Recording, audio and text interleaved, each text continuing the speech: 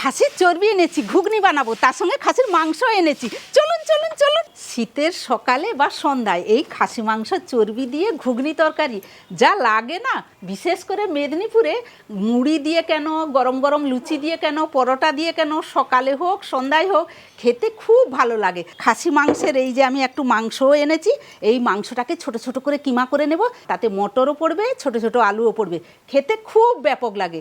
আমাদের মেদিনীপুরে এটা বিশেষ করে বেশি হয়। এটাকেও কিমা করে নিই, তারপরে গিয়ে কাজে লাগবো, রান্না করব। এইবারে খাসি মাংসের চর্বিটাকে কেটে নেব। চর্বিটা তো নরম, কাটতে কোনো অসুবিধা হবে না, খ্যাচখ্যাচ করে কাটাও হয়ে যাবে।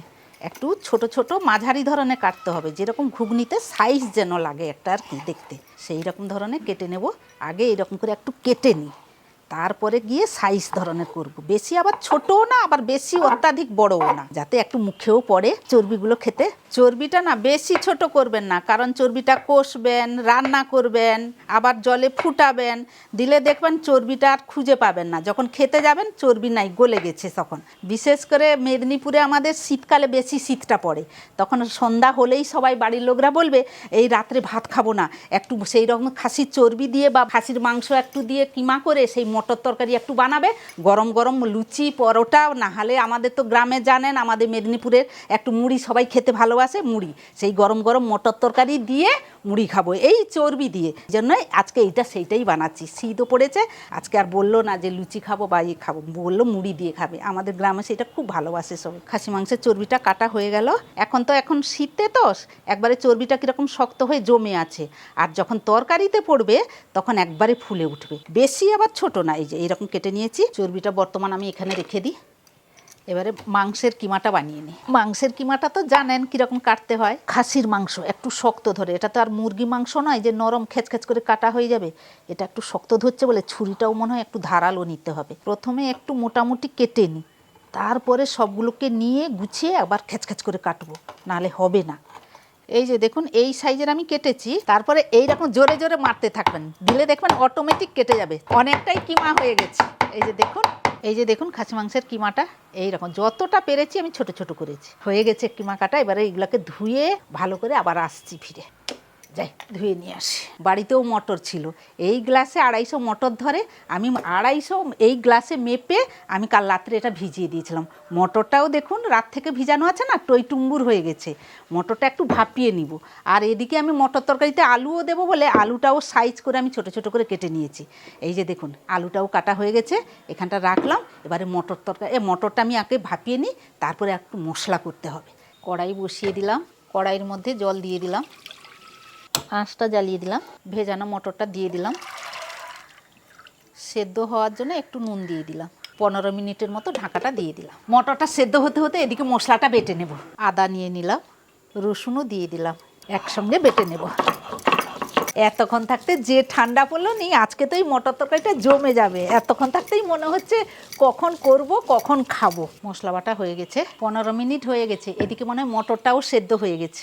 ঢাকাটা তুলে নিলাম, দেখিয়ে নিই সেদ্ধ হয়েছে কিনা। হ্যাঁ, সেদ্ধ হয়ে গেছে। এই যে দেখুন, এই পাত্রে মটরটা ঢেলে নিই। এটা একটু পরিষ্কার জলে, ঠান্ডা জলে একটু ভালো করে ধুয়ে নিয়ে আসি।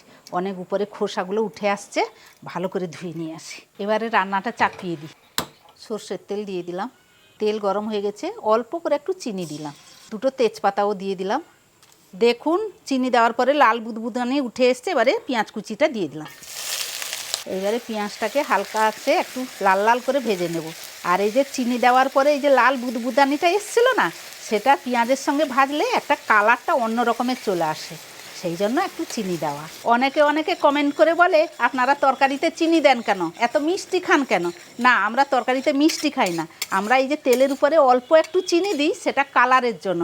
এই যে তেলের বুদবুদানিটা উঠে চিনির, সেই কালারটা হবে বলে সেই জন্য অল্প করে চিনি দিই। সে চিনিটা মিষ্টি হয় না তরকারিতে। এবারে যে এখানে আমি আদা রসুনটা বেটে রেখেছিলাম, ওটা আমি দিয়ে দিচ্ছি,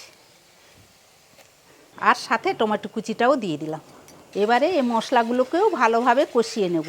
যতক্ষণ না টমেটো আদা রসুনের কাঁচা গন্ধটা না যাচ্ছে, ততক্ষণ আমি ভালোভাবে কষিয়ে নেব। সুন্দর ভাজাও হয়ে গেছে, আর সব মশলাগুলো গলেও গেছে। এবারে দিয়ে দেবো লঙ্কা বাটা, হলুদ গুঁড়ো, ধনে গুঁড়ো, জিরে গুঁড়ো, এই মশলাগুলোকেও 1 মিনিটের মতো একটু কষিয়ে নেব।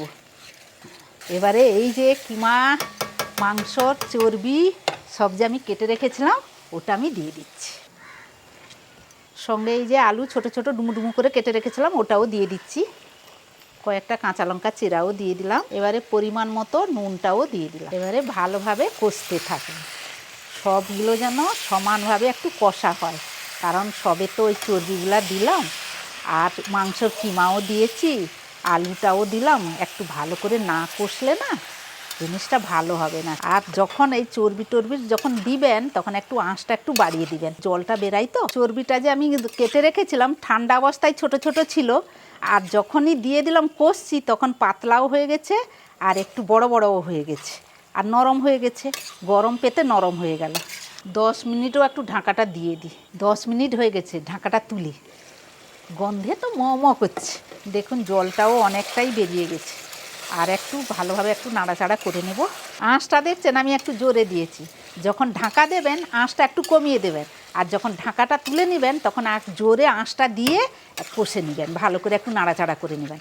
হয়ে গেছে, এবারে আমি মটরটা দিয়ে দেব, সেদ্ধ ভাপানো মটরটা। এবারে মটরটাকেও ভালো করে একটু কষিয়ে নেব সবার সঙ্গে, আলু, চর্বি, মাংসের কিমা, মশলা। আবারও 10 মিনিট ঢাকা দিয়ে দিলাম। আঁচটাও একটু মাঝারি করে দিলাম, ঢাকা দিয়েছি তো। হ্যাঁ, এইরকম ঢাকা দিয়ে দিয়ে কষতে থাকবো। আর ঢাকাটা যখন তুলে নেবেন তখন আঁচটা একটু বাড়িয়ে দেবেন, দিয়ে কষবেন। আর বেশিক্ষণ কষার আর দরকার নেই, মাত্র 10 মিনিট কষলেই হয়ে যাবে, কারণ চর্বিটা পড়েছে তো, চর্বিটা তো গলে যাবে। ঢাকাটা তুলে নিলাম আর একটু আঁচটাও বাড়িয়ে দিলাম। দেখুন কষানাটাও হয়ে গেছে আর তেলটাও ছেড়ে এসছে, তার মানে কষাটা সুন্দর হয়েছে। এবারে জল দিয়ে দেব।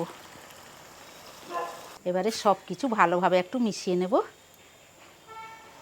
আরও 10 মিনিট ঢাকাটা দিয়ে দিলাম। একটু গরম মশলা বেটে আনি, ঘুগনি টুগনিতে একটু গরম মশলা বাটা না হলে ভালো লাগে না। এলাচ, লবঙ্গ, দারচিনি আছে, সেটাও বেটে নিই। গরম মশলা বাটা হয়ে গেছে। 10 মিনিট হয়ে গেছে, ঢাকাটা তুলে নিলাম। কালারটা দেখুন কি সুন্দর, একবারে লাল লাল। গরম মশলাটা একটু ভালোভাবে একটু মিশিয়ে নিচ্ছি। এই যে দেখছেন প্রত্যেকটা দানায় চর্বি আছে, যে খাবে একটু করে মুখে পাবে। কিমাটাও আছে, তো সব কিছু মুখে পাবে একসঙ্গে। আবারও ঢাকাটা একটু দিয়ে দিলাম, গ্যাসটা বন্ধ করলাম। হয়ে তো গেছে, এবারে বাবুকে ডাকি। এখন তো বিকেলবেলা, সে কি খাবে সেটা আমি জেনে নিব। বাবু রে, গরম গরম চর্বির ঘুগনি হয়ে গেছে, চলাই। এই চলে এসছিস, এই দেখ। দাও দেখি। এই দেখ গরম গরম, কি দেখ কালারটা দেখে নে। কালারটা দারুণ হয়েছে, আর প্রত্যেকটা ইয়েতে চর্বি ভাসছে না, চর্বিটা প্রত্যেকটা দানায়, মানে চর্বিটা বেশ অনেকটা আনা হয়েছে না, সেই জন্য। একটু মুড়ি দিব তার সঙ্গে। না এখন মানে রাতে যেহেতু আমরা মুড়ি দিয়েই খাবো, মেদিনীপুরের মানুষ রাতে তো মুড়ি দিয়ে ঘুগনি খাবো, তাই এখন আর মুড়ি খেলে রাতে খেতে ইচ্ছা করবে না। আমি বিকেলবেলা এমনিতেই কিছু খাই না, তো আমাকে কি করে একটু খালি একটু খালি মুখে একটু গরম গরম চর্বি দিয়ে ঘুগনি দাও খাই। তখন আবার রাত্রে একটু গরম করে দেবো, মুড়ি দিয়ে খাবি। তো বাবাও বলেছে মুড়ি দিয়ে খাবো। সবাই তো আমরা খাবো, বাবা তুমি আমি সবাই মিলে খাবো। নে দানায় দানায় চর্বি, পুরো দানায় দানায় চর্বি, সবটাই চর্বি। আর মাংসের কিমাও আছে। ও নে, যতবার দিচ্ছ ততবার চর্বি পড়ছে। সুন্দর। ঘুগনি মানে চর্বি না থাকলে হয়। এই দেখ, বিশেষ করে আমাদের এদিকে মেদিনীপুরে। আর না এখন না, এটা খা। পেঁয়াজ কুচি দিলাম জানিস তো। হ্যাঁ, উপর থেকে একটু ছড়িয়ে দিলে ভালো লাগে। হ্যাঁ, আর কাঁচা লঙ্কা কুচিও দিলাম, একটু মুখের ঝাল ঝাল লাগবে লঙ্কা লঙ্কা। দেখতেও মারাত্মক হয়েছে, সুন্দর হয়েছে জাস্ট।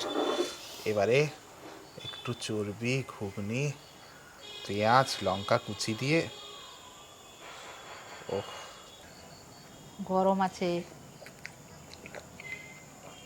স্বর্গ, দারুণ। আমি আর একবার খাবো। গরম, প্রচুর গরম। হ্যাঁ, গরমটা আছে, সাবধানে খা। আর পেঁয়াজ কুচিটা উপর থেকে দিতে, কাঁচা পেঁয়াজের মানে ঘুগনিতে যত কাঁচা পেঁয়াজের কুচি দিয়ে ছড়িয়ে খাবেন কি সুন্দর লাগে। কাঁচা লঙ্কা, কাঁচা পেঁয়াজ একটু জাস্ট ফুঁকে নিতে হবে, কারণ গরম গরম না হলে তো ভালো লাগবে না। খাসি মাংসের কিমাও পাচ্ছি। আমরা আগেও একবার এই রেসিপিটা দিয়েছিলাম, কিন্তু যখন দিয়েছিলাম আপনারা একবার দেখে নেবেন, আমাদের প্রোফাইলে এখনও আছে। তার আগে আমি দেখেছিলাম না খুব একটা বেশি করতে, তারপরে আমরা দিয়ে দেওয়ার পরে দেখি অনেকেই জিনিসটা ভালোবাসলো এবং ভালোবেসে করলো, এবং সেটা দেখে আমাদেরও ভালো লাগলো। আমি জানি না আপনারা এই ঘুগনি চর্বি দিয়ে বা মাংসের কিমা দিয়ে কতদিন থেকে খাচ্ছেন, কিন্তু আমাদের মেদিনীপুরে যুগ যুগ ধরে খায়। তুই ছোটবেলা কি, আমি ছোটবেলা থেকে খাই। যাকে একটু মা খাও। গরম তোমার নাই তো? বানানো- না, একটু দাঁড়াও, পেঁয়াজ কুচি একটু নিচ্ছি, তার সাথে ভালো লাগবে। সত্যি বলো? ফ্রিজে রেখে দেয় যে একটু পরে করব, পরে না। সেরকম যদি একটু কিমা থাকে কিমা দিয়েও করতে পারে, আবার একটু চর্বি কিনে এনেও করতে পারে, যেটা ইচ্ছা, আবার দুটো দিয়েও খুব করতে taste, পারে। খুব taste। খুব টেস্ট, মানে মা যেরকম করেছে এরকম ভাবে প্রসেসটা ফলো করবেন, দেখবেন অসাধারণ খেতে লাগবে। বিশ্বাস করুন, একবার বাড়িতে করুন যদি না করে থাকেন। এই ঘুগনি, চর্বি দিয়ে ঘুগনিটা যদি আপনারা বাড়িতে বানান, তাহলে এটা কিসে খান? মুড়ির সাথে নাকি পরোটার সাথে নাকি ফুলকা ফুলকা লুচি, রুটিতেও ভালো লাগে। সবেতেই সব। ভালো লাগে। ভাতে আমরা কখনো খেয়ে দেখিনি, তো জানি না, হয়তো অনেকে খেয়েছেন, আমি জানি না। তো অবশ্যই কমেন্ট করে জানাবেন। আর শীতে এরকম বাড়িতে বানাতে থাকুন আর খেতে থাকুন আর আনন্দ করতে থাকুন, কারণ শীতের এই সবইতেই আনন্দ। আজকের জন্য এইটুকু। আবার ফিরে আসছি অন্য রেসিপি নিয়ে, ততক্ষণ আপনারা ভালো থাকবেন, সুস্থ থাকবেন। এই চর্বি আর- দিয়ে ঘুগনি হ্যাঁ, অবশ্যই বাড়িতে বানান, অবশ্যই। আর সবাই মুড়ি দিয়ে মেখে খেয়ে একসাথে জমিয়ে বলুন খাবেন। দারুণ।